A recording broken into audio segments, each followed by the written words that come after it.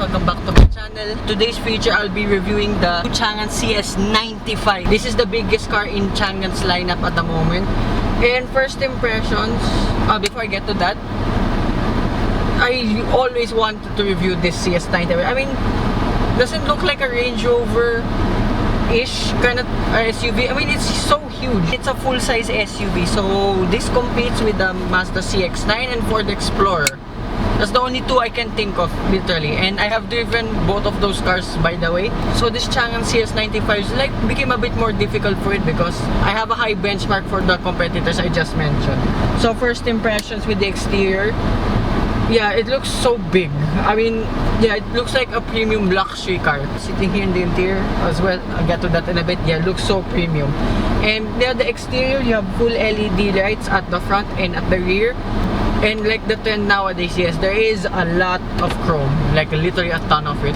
And then also at front, you have a massive grille, like most of the Changans lit. And then you have a blacked out roof. Is that counted as a floating roof design? Because that part of the floating roof design, the C pillar, yeah, is white. So is that counted? Let me know in the comments. And then, yeah, despite its size and the trend of a lot of chrome with SUVs, this does not have that much cladding. I am impressed with that actually. And then also at the rear, yes, there is fake exhausts. Let's not take that away. The real exhaust is not below the right. And then also, I love the spoiler. There's like little curves on that. My favorite still goes to CS75 with that double laser thing, whatever it's called. But this CS95, nice swoopy design. So yeah, that's all I have to say with the exterior. And I have not seen a CS95 other than white. Like exact car I'm driving as well. It's all white. I wonder why. And yeah, let's also take this out of the way.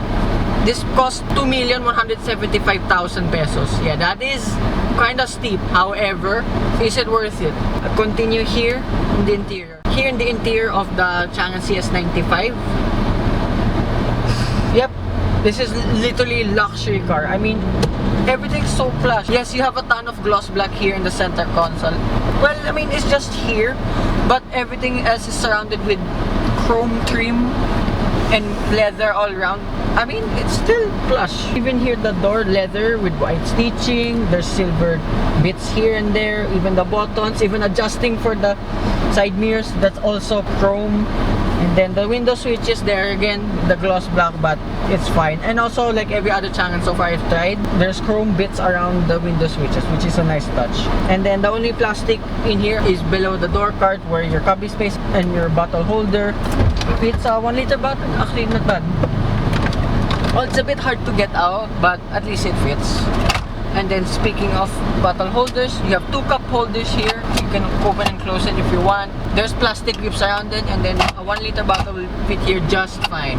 And also, like the CS75, there's a place where you can charge the key. And like my complaint with the CS75, why is it not there in the cubby space instead? But anyway, just a small nitpick, but not a deal breaker at least. And then in front of the cubby space, you can open it here. It's gloss black again. There's a cubby space here. You only can fit a regular size phone like mine only. It is quite narrow, but at least you have a 12-volt socket and the USB port in there. And then gear lever, okay, like a CS75, nice to the touch as well. And then you have drive modes here. Eco snow. Why do we need snow in this country? Eco, normal, sports, snow. Why on earth do you need the snow for? But then again, we are typhoon prone country. Maybe the snow mode will help with that.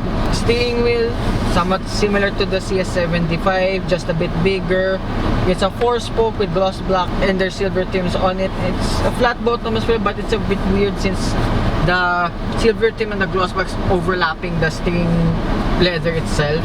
Dashboard, soft touches here and there, solid. I mean, yeah, gives it a premium feel with this CS95. Lower that down, it's kind of cold now.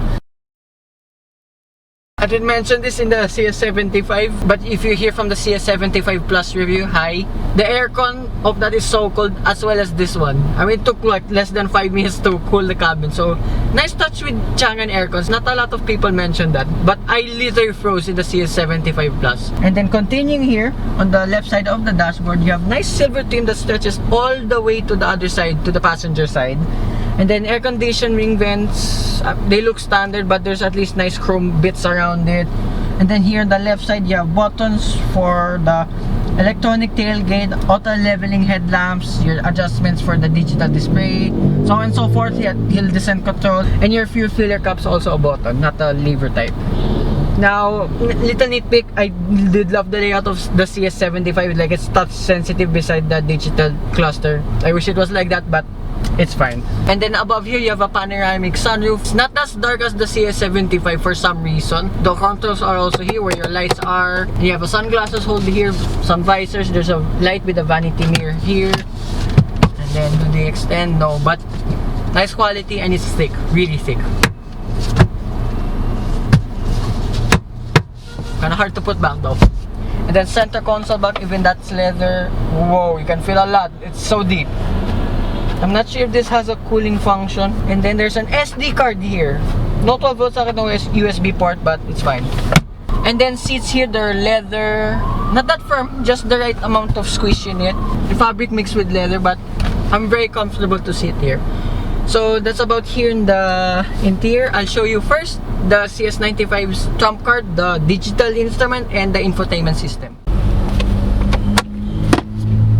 So this is the 10.25-inch display of how you control it with this chrome switch here. In classic mode, I don't think you can play with it in the other modes, so let's play with that.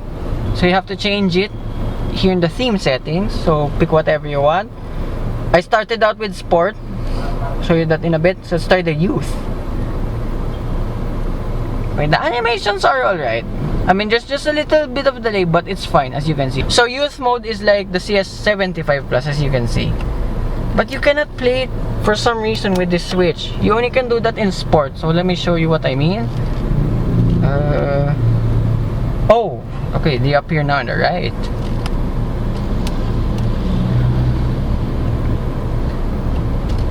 Oops. Okay, a bit of delay when I press the button before it switches, and then here now in sport mode, this is how the car started up. I like the speedometer just stays there while it's booting up. And then this is sport mode. And now I can toggle the switch. There. That's a bit weird, but at least there's a use for it. And then here with the infotainment system, it's a 12.3-inch infotainment system. This is probably one of the biggest ones I've encountered so far. This is almost like Land Rover, Range Rover size. This is how you control them. They're touch sensitive. Your engine start stop button here, by the way. And then here for your parking sensors. Your 360-degree camera. Oh, okay, that's pretty good. Not the best, but better than the likes of the CS75. That's 2D view, 3D view. Okay, just a bit of delay, as you can see, and it's a bit warpy. Look at the Alspin. But at least there's some use. Just take note of the delay. Or you can save that picture for some reason. I don't know how why. Oh, maybe screenshot. And vehicle settings. I don't think I can play much here. There's ambient lighting if I remember. Yep. Okay, I'm gonna leave it at red for obvious reasons. Meter voice. Oh. Okay. Okay. There's a lot you can do, like literally a lot. So for this price point, yes, it is high-tech already. And oh, what? Okay, I left it at red, right? Look at this. I'm not sure if you can see it on camera. There's like red here. Oh my goodness. I was wondering what this blank part of the dashboard was. So it's for your lights. Okay, that is so cool. I did not expect that. Oh, you can adjust them more here for your air conditioning vents, front and the rear. Yeah, there's just a bit of delay, but it's still crisp enough at least. And going back to the aircon, it's so freaking cold. And as you can see, where is it? I'm only at that fan speed, and it's so cold. Like really Nissan level cold. So that's about here in front. Oh, wait, one more nice touch. There's a CS95 badge there on the passenger side. And with that I'll show you the second row. Now here in the second row of the Changan CS95 Plus. Okay, against the Ford Explorer and Mazda CX-9, this is way more spacious than those two cars. Feet room, leg room, headroom, despite having this panoramic sunroof. Look, I have that much space.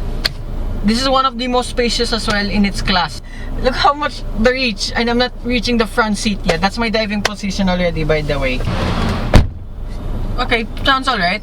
Materials here on the door, leather here and there. Also nice speaker setup here now since you don't have controls anymore, unlike in front. Yes, there's still gloss black here and there, but the same type of window switch. You also have a cubby space and water bottle here.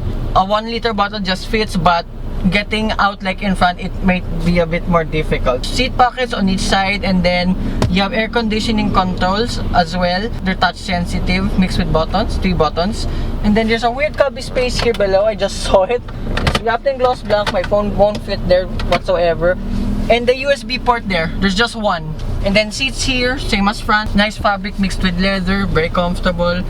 And also, you have a central armrest here with a place for your phone.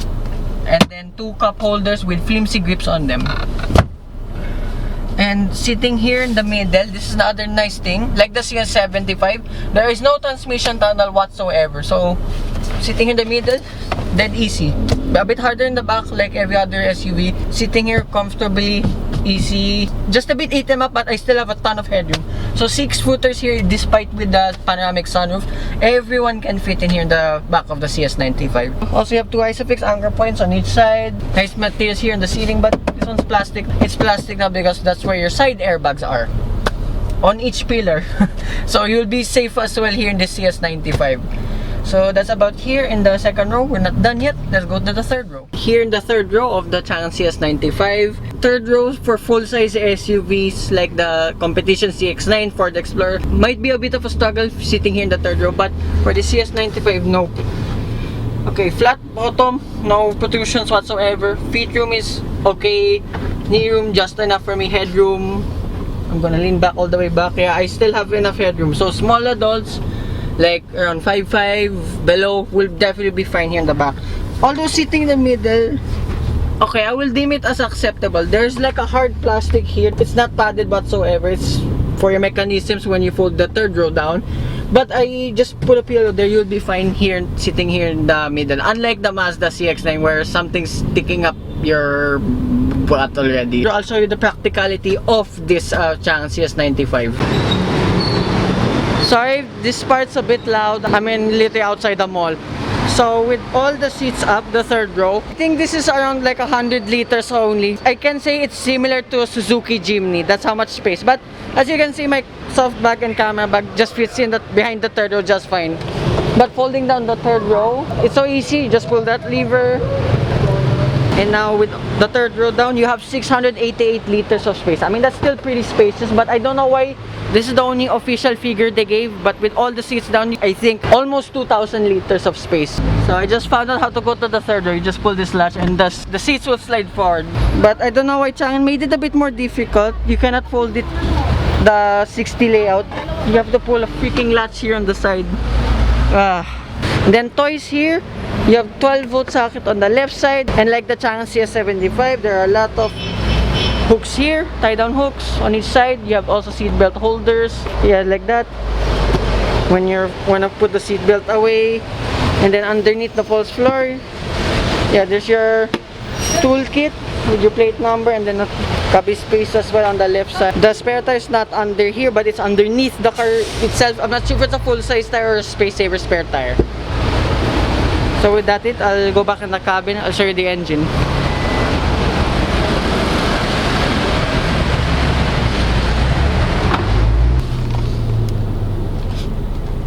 That's how spacious it is. I am nearly standing in here. You can literally do a wild party in here. I mean, look at that. How the frick? So powering the Changan CS95, it's a 2-liter turbocharged 4-cylinder engine that produces 228 horsepower and 360 Newton meters of torque. Whoa! And it's mated to a 6-speed automatic transmission. And also this weighs around 2,000 kilograms. It's kind of heavy, but it makes up for it for the power. So with that, let's go for a drive.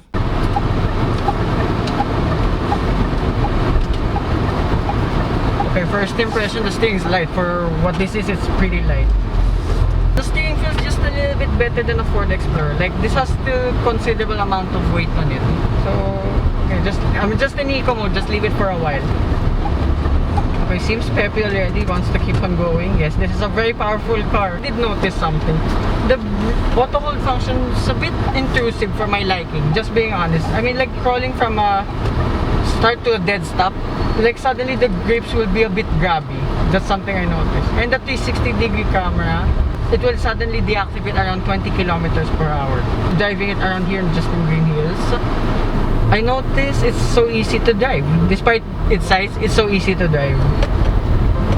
And NVH as well, super stellar. It's like the Changan CS95, to be honest. The NVH is on point. Although I'll judge it later at faster speeds, but here, around rough patches of road, okay, soaks up bumps pretty well. But I can say already this is way more comfortable than the CS75.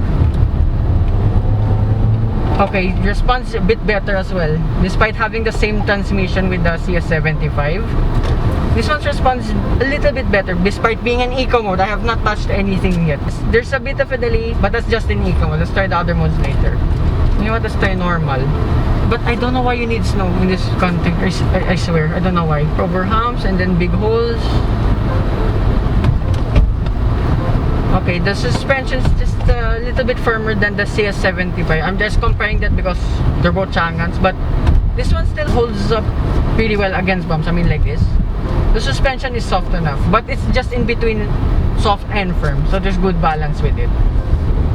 Okay, normal just seems to respond a little bit better with the transmission, but steering feels the same throughout, like the CS75. There's no difference whatever driving mode you put it on.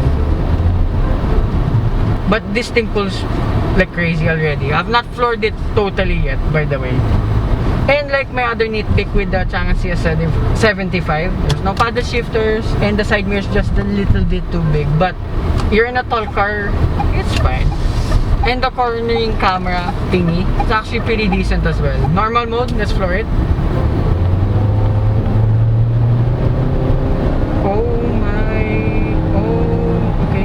Okay, slow down. That's already fast. Wow. Okay, that pulls really hard. This is the drawback with the CS95 though, but it's a dead giveaway already. Maneuverability around the city might be a bit of a struggle. I mean, the width of it is fine for me, but it's a long car.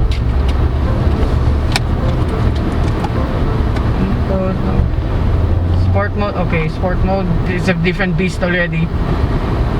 Okay, that's really responsive now in sport mode. Sport mode. Oh my god.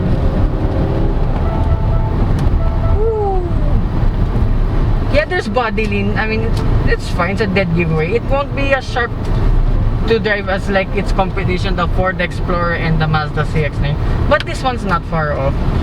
And for the price, this undercuts them, by the way. For 2,178,000 pesos. This undercuts them way much, but you have this much tech already. So yes, another Changan and another underrated Changan, I must say. Okay, sport mode is crazier now. Like slight delay only and then light speed. Like that. Yeah, the engine will scream a lot, but it's not as loud for some reason as like in the CS75. So as said, this is way better insulated than the CS75. Against the competition though, I think it's on par with the CX-9. The Ford Explorer, I think that's still the best in class in my opinion, but this one's not far off. Okay, I will not put it to snow for legal reasons. This is not my car, I don't want to break it. And traffic.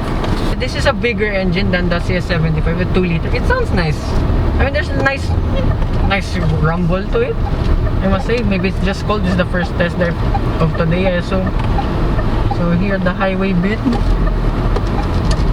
Sport mode. Okay, bump. Handle them pretty well. So manual mode as well.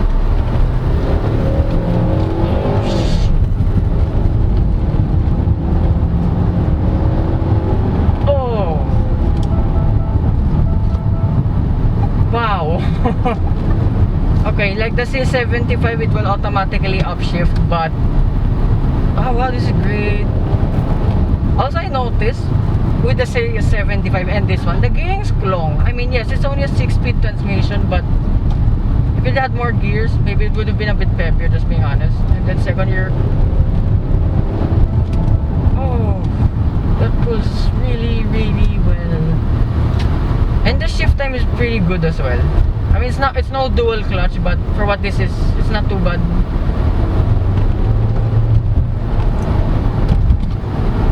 Overtaking is so easy, by the way.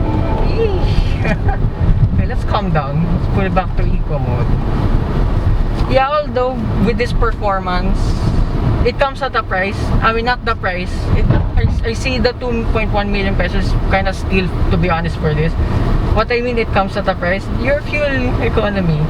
I've been doing, with this trip alone, I've been doing 17.8 liters per 100 kilometers.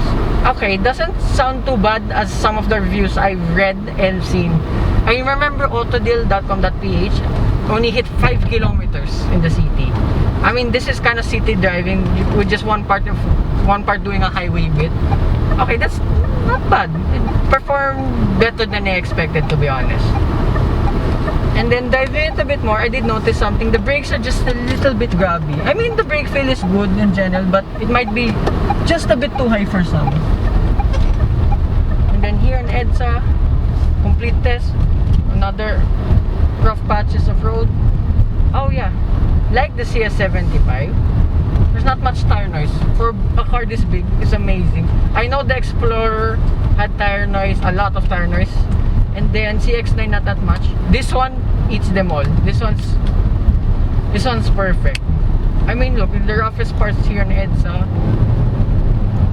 So in the speed limit, I'm at 60 kilometers per hour already. Tire noise is not that much. It's present, but it's better than the other two that I mentioned. So yeah, that concludes my review of the Changan CS95. This one really exceeded a lot of my expectations. I finally got to drive one of these beasts. If you have the money to get this, please go right ahead and buy this. This is such an underrated full-size SUV. So I want to thank Sir Donald, Changan Show, Sir Sean, and Miss May for allowing me to review and drive fully this Changan CS95. So hope you guys like and subscribe, and I will see you with the last Changan review. There will be one more coming up after this. Bye bye.